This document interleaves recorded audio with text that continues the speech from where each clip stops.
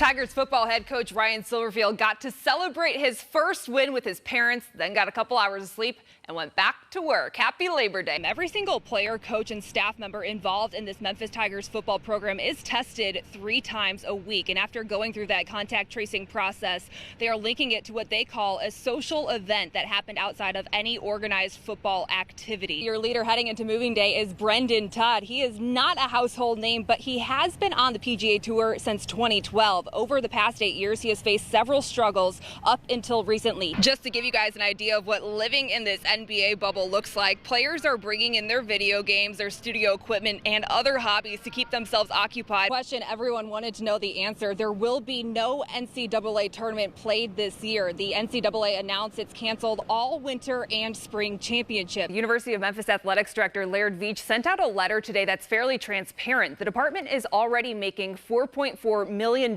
in budget cuts, and more cuts could be coming. Although there's only going to be 4,500 fans inside the Liberty Bowl to cheer on the Memphis Tigers for their home opener, that's still full by today's standards. There has been a lot of chitter-chatter around the halls of FedEx Forum when players and coaches return for individual mandatory workouts, and it's all surrounding Ja Morant. Ja has put on 12 lbs over quarantine, and it is noticeable. After the NBA suspended its season, it was pretty inevitable that the NCAA would not have a tournament. On Twitter, players are using the hashtag #WeWantToPlay to express how they feel about playing in the pandemic. Most notable, Clemson quarterback Trevor Lawrence, who quite frankly doesn't need to play. Thomas said he felt calm all day and played in the moment, even adding he realistically could have birdied the first 10 holes. Houston High School taking as many safety precautions as it needed to make sure this game and this season will be played safely. So starting off, before fans even entered the stadium, there were temperature checks, and I asked him, would he rather have the rain delay come before you tee off or in the middle of your round? And he says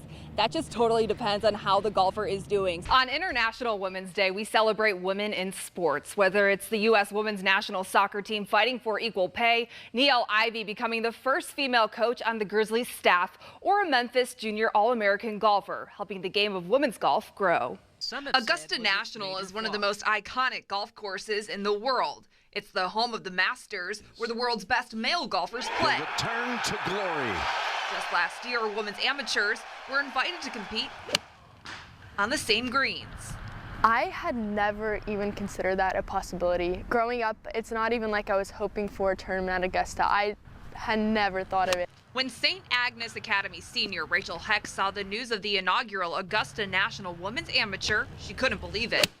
Until 2012, women weren't even allowed to be members at the prestigious golf club. I feel like, the women are starting to have more opportunities like the guys because so many positive women role models like Annika Sorenstam and so many women who get to the top and push for more opportunities. 72 of the world's rising juniors in women's golf received invitations to the event. Heck selected for being one of the top 30 in the United States. Last year, she was just watching it on TV. It was packed, the ropes 10 feet deep. And to think that kind of crowd was at a women's amateur event, it's pretty unbelievable.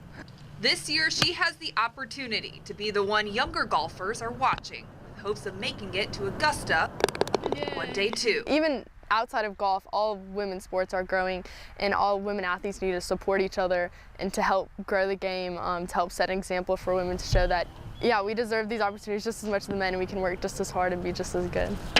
I could have never dreamed that my first time at Augusta National will be as a competitor, and that wouldn't have been possible without all of the strong women who've come before. We ride as a group.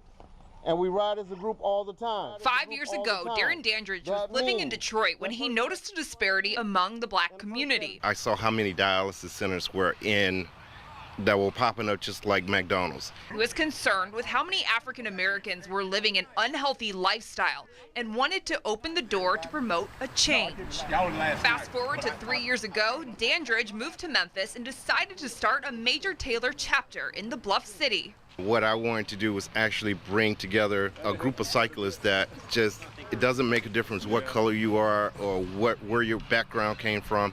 Come be with us. Start. What started as a group of 7 has grown to more than 100 members, blacks and whites, who have formed a community. This group has been around for 3 years, but Major Taylor was actually in Memphis in the late 90s. Anthony Brown and Ed Reed were involved in the group 20 years ago. It looked like it was All professionals, doctors, lawyers, airline pilots, CPAs. It got to be about 20 people before it fizzled out. The two kept cycling as a hobby and were quick to join back again a couple years ago. I'm the oldest Major Town member. I'm 72. My resting heart rate is usually below 55, so, I just really think it's great. Every member joining for different reasons. Early part of 2017, and actually I could even walk to the end of my driveway, and it took months and years just to get back where I am. About 3 years ago, I had a weight problem. I was about to move to another size.